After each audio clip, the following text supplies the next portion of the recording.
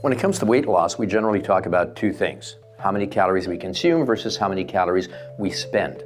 And it's always a question of balance. The more calories we spend versus the amount of calories we consume, the more weight we'll lose, and vice versa.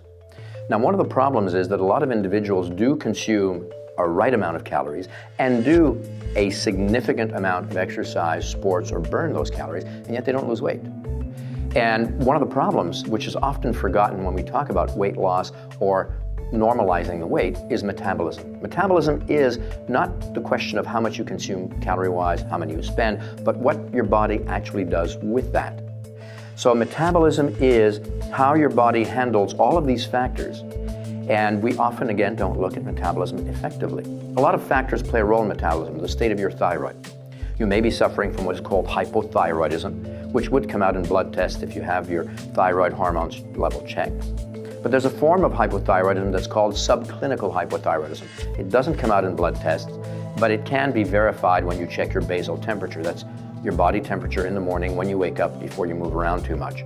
Now, the basal temperature, if it is very low significantly and for a long period of time, let's say 7 or 8 days, is a good indicator that even though you are consuming the right amount of calories and you are burning the right amount of calories, your body isn't doing exactly what it should with them, which is why you're not losing weight.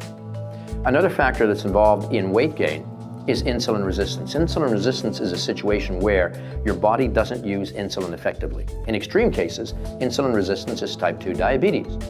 Now, in insulin resistance, your body has difficulty using insulin. Insulin's role is to break down fat, it is to ensure the uptake of sugar into cells, and it is to make your native protein or build your own proteins.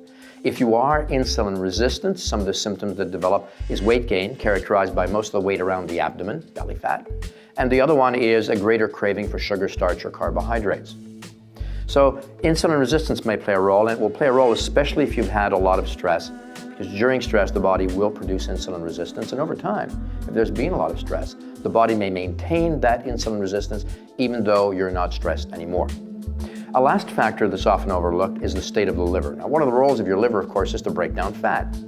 And new research shows that if your liver isn't doing its job well, even though you don't have a liver disease per se, the body is not going to break down all that fat. It's not going to eliminate it all. It's going to stock it somewhere.